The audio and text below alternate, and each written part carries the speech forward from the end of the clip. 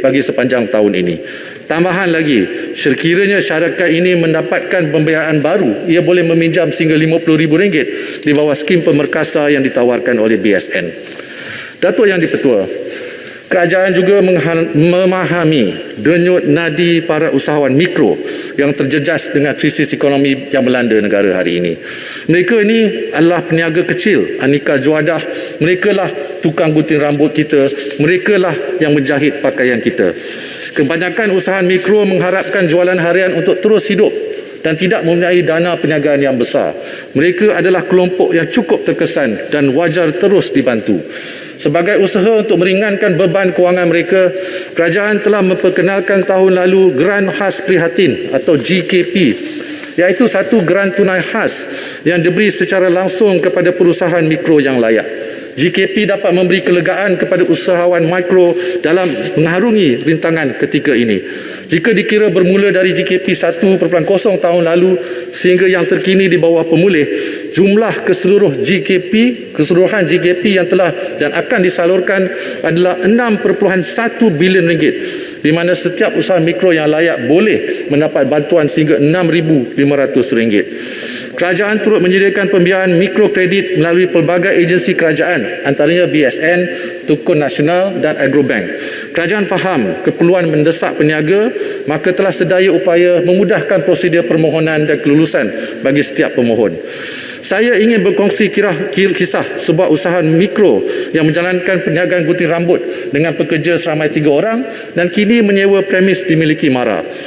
Oleh kerana pelaksanaan PKP, mereka telah menanggung kerugian dan sedang berjuang untuk terus beroperasi. Pengusaha sebegini layak untuk menerima bantuan seperti PSU, GKP, penangguhan sewa premis serta moratorium pinjaman dengan nilai keseluruhan sehingga RM75,000 sepanjang tahun ini. Ini belum lagi mengambil kira skim pembiayaan mikrokredit yang layak dipohon oleh mereka. Selain daripada bantuan-bantuan kepada PKS dan usahawan mikro yang disebutkan tadi, kerajaan juga menyediakan dana bantuan khas kepada sektor tertentu seperti pengusaha di sektor pelancongan, pertanian, pengangkutan dan beberapa lagi bagi membantu mereka untuk beroperasi semula setelah keadaan kembali pulih. Keputusan bagi melaksanakan bantuan khas ini dibuat memandangkan kumpulan PKS ini antara yang terjejas teruk setelah berbulan-bulan tidak dibenarkan beroperasi. Datuk Yang di-Pertua, seterusnya saya ingin menghuraikan mengenai prestasi ekonomi dan kedudukan semasa kewangan Kerajaan Persekutuan. Berikutan langkah penutupan ekonomi, KDNK negara telah menguncuk sebanyak 5.6% tahun lalu. Malah, bukan hanya Malaysia yang terkesan, tetapi banyak negara lain seluruh dunia juga mengalami kemelesetan ekonomi. Seperti beberapa contoh, Singapura yang berjunam 5.4%, United Kingdom mencatatkan pertumbuhan negatif 9.8%, Jepun negatif 4.7% dan Filipina negatif 9.6%. Namun setelah kita lebih memahami kesan wabak berkenaan, kita telah melaksanakan PKP yang lebih bersasar.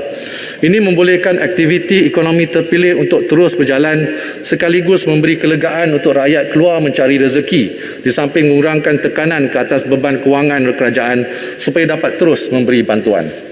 Dengan pelaksanaan PKP 3.0 baru-baru ini, negara telah mengalami kerugian KDNK sebanyak kira-kira RM1.1 bilion sehari, berbanding dengan kerugian sebanyak kira-kira RM2.4 bilion sehari sewaktu PKP penuh pada tahun Mac tahun lalu.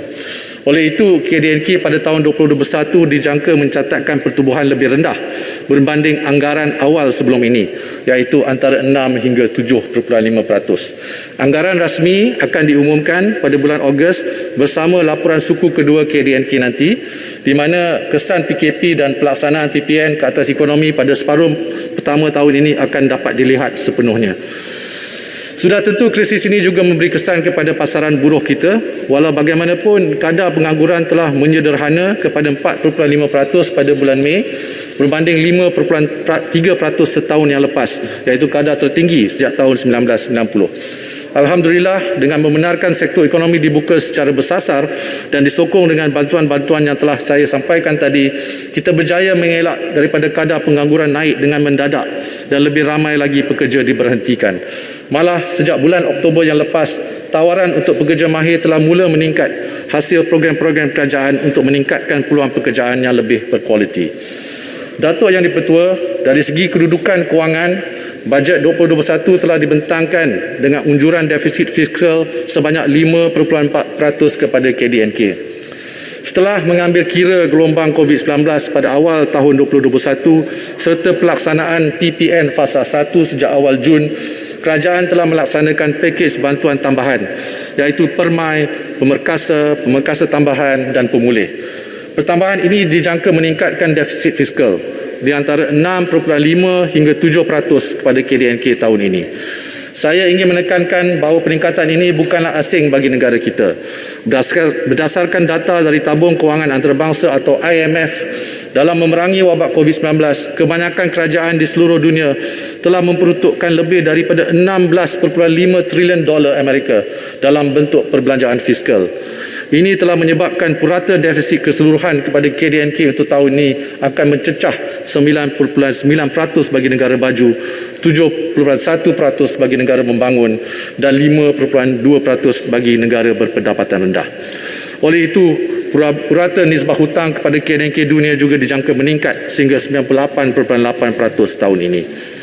Bagi memastikan ketulusan perbelanjaan sepanjang krisis pandemik ini, Kumpulan Wang COVID atau KWC-19 telah ditubuhkan di bawah Akta 830 dan diluluskan oleh Parlimen pada tahun lalu. Peruntukan KWC-19 yang dibiayai oleh pinjaman kerajaan telah digunakan untuk perbelanjaan pakej-pakej bantuan serta perbelanjaan tambahan bagi menambah baik sektor kesihatan awam dan pelaksanaan PIK. Program-program kebajikan rakyat seperti subsidi upah, GKP, BPN, BPR dan sebagainya disalurkan melalui KWC-19. Setakat 30 Jun 2021, sejumlah 55 bilion ringgit telah dibelanjakan, di mana 38 bilion ringgit dibelanjakan tahun lalu. Sehingga akhir tahun, Datuk Yang di-Pertua, sehingga akhir Jun tahun ini, paras hutang statutory telah pun mencecah 56.8%. Namun ia masih di bawah had statutory 60% KDNK yang dibenarkan. Dengan ruang fiskal yang terhad, kerajaan tiada pilihan selain mengoptimumkan sumber pembiayaan sedia ada melalui rasionalisasi perbelanjaan, peningkatan hasil daripada ekosistem kerajaan termasuk penggunaan dana akuan serta bersedia meningkatkan had ceiling KWC-19. Dalam masa yang sama, kerajaan bersedia melonggarkan peraturan had hutang untuk menyokong pelan pemulihan ekonomi berdasarkan kemampuan keberhutangan negara. Oleh itu, kerajaan akan mengusulkan di dalam Dewan Yang Mulia ini candangan pindaan tersebut pada penggal akan datang. Memandang ke hadapan, langkah-langkah bagi mengukuhkan kedudukan kewangan kerajaan, terutamanya langkah berkaitan hasil adalah amat penting demi memastikan kedudukan kewangan kerajaan kembali kukuh dan berdaya tahan dalam tempoh jangka sederhana dan panjang. Sebelum pandemik COVID-19 melanda negara, kita berada di atas lantasan pengukuhan fiskal yang konsisten sejak negara beralih keluar dari krisis kewangan global pada tahun 2009, di mana defisit kita dikurangkan dari 6.7% kepada 3.4% pada 2019, sebelum meningkat semula kepada 6.2% pada tahun lepas.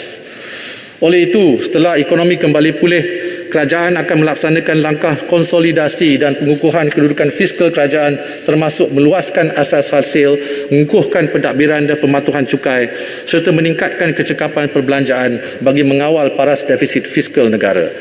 Pengenalan strategi hasil jangka sederhana merupakan salah satu langkah bagi memastikan kutipan hasil mampu membiayai perbelanjaan kerajaan. Selain itu, Akta Tanggungjawab Fiskal juga sedang digubal bagi menambah baik tadbir urus dan ketulusan dalam pengurusan fiskal negara. Namun, kerajaan memberi komitmen tidak akan memperkenalkan sebarang pembaruan fiskal selagi ekonomi belum stabil.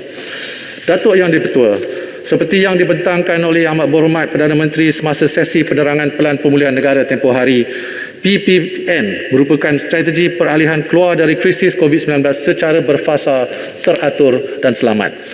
PPN mengambil pendekatan seluruh negara yang bersifat dinamik serta disokong oleh fakta-fakta sains dan penilaian indikator. Sebagai sebuah pelan yang berpandangan kehadapan dan anjal, ia bertujuan untuk memastikan keseimbangan dalam usaha kita menyelamat nyawa, memastikan kelangsungan hidup rakyat dan memelihara kesejahteraan ekonomi. Sukacita saya ingin maklumkan di sini bahawa portal Pelan Pemulihan Negara telah pun dilancarkan pada hari Isnin lalu Seluruh rakyat Malaysia kini boleh melayari laman web Sawang www.pelanpemulihannegara.gov.my.